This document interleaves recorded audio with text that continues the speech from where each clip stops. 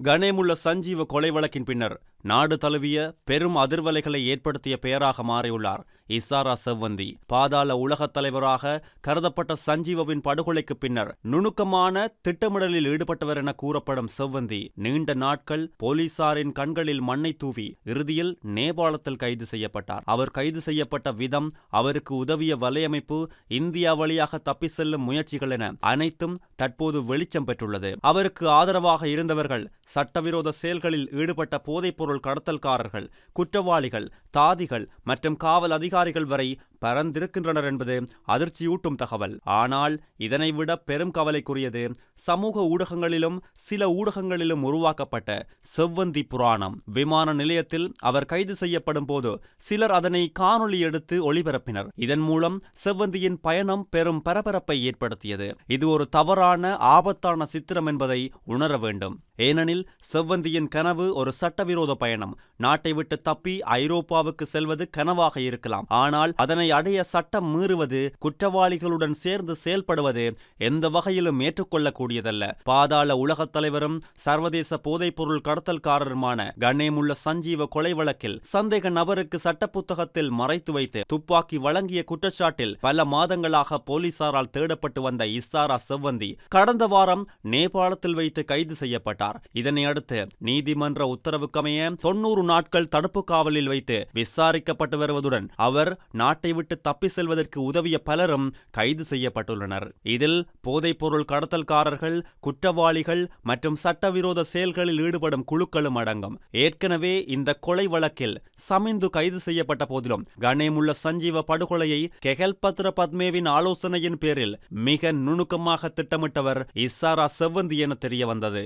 கனேமுல்ல சஞ்சீவ படுகொலையை தொடர்ந்து சமிந்துவும் செவ்வந்தியும் நீதிமன்ற வளாகத்தை விட்டு நீர்கொழும்பு கொச்சி கடைக்கு புறப்பட்டனர். பின்னர் அங்கிருந்து இருவரும் வேறு திசைக்கு பிரிந்து சென்றனர். இதன்படி நாட்டை விட்டு தப்பி செல்லும் நோக்கில் NW PE 5293 என்ற சொகுசு வேனில் சமிந்து கற்பிட்டிக்கு பயணித்துக் கொண்டிருந்த போது புத்தளம் போலீஸ் சிறப்பு அதிரடிப்படையினரால் பலவியா பகுதியில் வைத்து கைது செய்யப்பட்டார். இதன்போது சமிந்துவிடமிருந்த அடையாள அட்டையில் நீதிமன்ற வளாகத்தில் அவருடன் சுற்றித் திரிந்த பெண் இசாரா செவ்வந்தி என தெரிய வந்தது. எனினும் அவர் தொடர்பில் எந்த தகவலும் குற்றப்புலனாய்வு பிரிவினருக்கு கிடைக்கவில்லை. இது போலீசாருக்கு பெரும் தலையிடியாக இருந்தது. எனினும் இந்தோனேசியாவில் கைது செய்யப்பட்ட கனேமுல்ல சஞ்சீவ படுகொலை சதித்திட்டத்தின் சூத்திரதாரி கெஹல்பத்ர பத்மே வெளியிட்ட தகவல்களுக்கு அமைய குற்ற தடுப்பு பிரிவினரால் நேபாளத்தில் வைத்து செவ்வந்தி கைது செய்து நாட்டுக்கு கொண்டு வரப்பட்டார். சஞ்சீவ படுகொலைக்கு பின்னர் சமிந்துவுடன் நீர்கொழும்பு கொச்சி கடைக்கு சென்ற செவ்வந்தி கெஹல்பத்ர பத்மேவின் ஆலோசனையின் பேரில்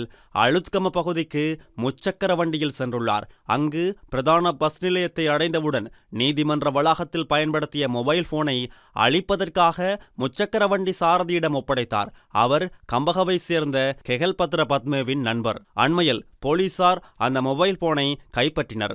செவ்வந்தியை அழைத்து செல்வதற்காக பெண்ணொருவர் மோட்டார் சைக்கிளில் அழுத்கம பஸ் நிலையத்திற்கு வந்து வெளிப்பெண்ண பகுதியில் உள்ள அவரது வீட்டுக்கு அழைத்து சென்றார். இந்த வீட்டில் ஒரு இரவை கழித்த பிறகு மறுநாள் காலை அந்த பெண் தனது மோட்டார் சைக்கிளில் வெளிப்பெண்ண நகரத்துக்கு செவ்வந்தியை அழைத்து சென்றார். 52 வயதான அந்த பெண் அரச வைத்தியசாலை ஒன்றில் தாதியாக பணிபுரிபவர்.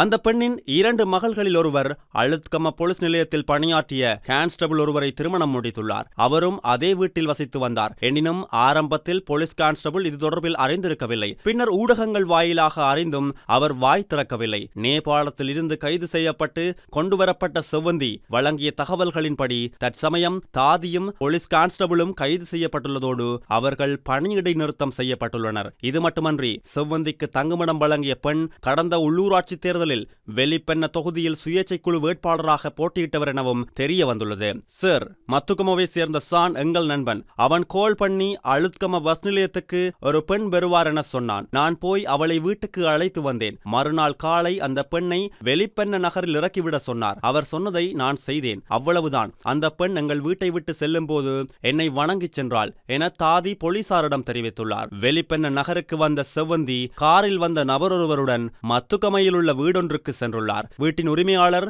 சூதாட்டங்களில் ஈடுபடுபவர். அவரும் கடந்த 17ஆம் திகதி குற்றத்தடுப்பு பிரிவினரால் கைது செய்யப்பட்டார். சார், சான் இந்த பெண்ணை சில நாட்கள் மறைத்து வைக்க சொன்னார். அவரின் வார்த்தையை என்னால் மறக்க முடியவில்லை.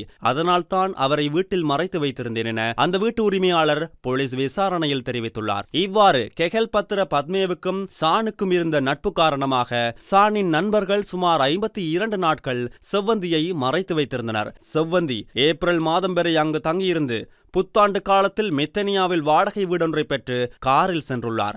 அந்த வீட்டு உரிமையாளர் மற்றும் அவரது மனைவி ஆகியோரும் தற்சமயம் கைது செய்யப்பட்டுள்ளனர். அந்த வீட்டில் சுமார் 3 வாரங்கள் தங்கியிருந்த இசாரா மே 6ஆம் திகதி உள்ளூராட்சி மன்ற தேர்தல் சூடுபிடித்திருந்த நேரம் பார்த்து காரில் கிளிநொச்சிக்கு அழைத்து செல்லப்பட்டார்.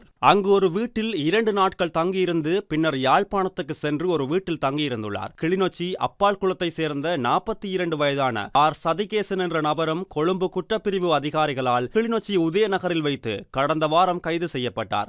இசாரா செவ்வந்தியை யாழ்ப்பாணம் அரியாலையில் இருந்து மீனவ படகொன்றில் ஏற்றி இந்தியாவுக்கு தப்பி செல்ல உதவியவர் 29 வயதுடைய AG ஆனந்தன். இவர் குற்றத்தடுப்பு பிரிவினரால் கடந்த 21ஆம் திகதி கிளிநொச்சியில் உள்ள அவரின் வீட்டில் வைத்து கைது செய்யப்பட்டார். யாழ்ப்பாணம் உதயபுரம் பகுதியைச் சேர்ந்த AG ஆனந்தன் பாதாள உலக பெரும் தாதாக்கள் முதல் அடியாட்கள் வரை போதைப் பொருள் கடத்தல்காரர்கள் என பல குற்றவாளிகள் நாட்டை விட்டு தப்பி செல்வதற்கு உதவியுள்ளார். மீனவ படகு மூலம் குற்றவாளிகளை நாட்டை விட்டு தப்பி செல்ல வைப்பதற்காக மிக பெரிய வலையமைப்பாக இவர் செயல்பட்டு வந்துள்ளார். இதுவரை பல்வேறு குற்ற செயல்களுடன் தொடர்புடைய 100க்கும் மேற்பட்டவர்களை இந்தியாவுக்கு தப்பி செல்ல உதவியுள்ளதாக கூறப்படுகின்றது. அது மாத்திரமன்றி 2019ஆம் ஆண்டு இடம்பெற்ற மிக கொடூரமான ஈஸ்டர் குண்டு தாக்குதல் சம்பவத்தோடு தொடர்புடைய சந்தேக நபர்கள் பலரை கடல் மார்க்கமாக இந்தியாவுக்கு தப்பி செல்வதற்கு ஏற்பாடுகளை இவர் செய்துள்ளார். இவ்வாறு தப்பி சென்றவர்கள் விவரம் இதுவரை வெளிவரவில்லை.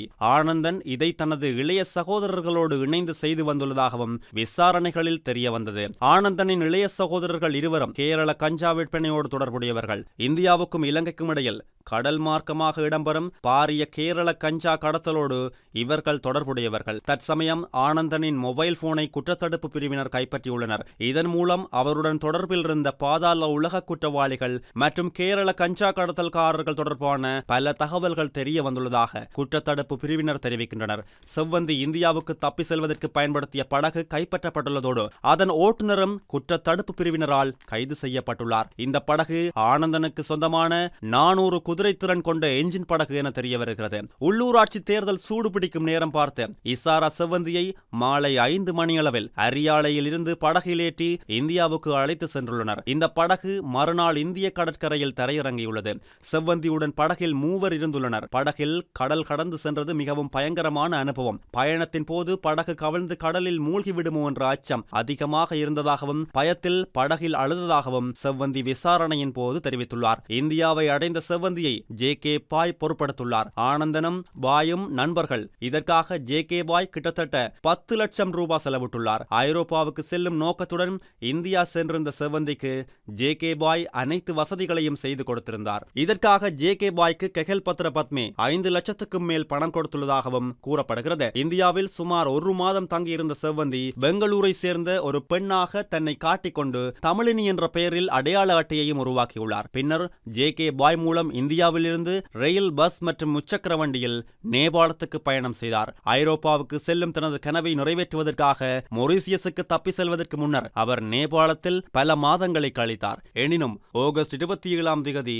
இந்தோனேசியாவில் பத்மேவும் அவரது குழுவினரும் கைது செய்யப்பட்ட பின்னர் அவருடைய சகல நம்பிக்கைகளும் தகர்ந்து போனது.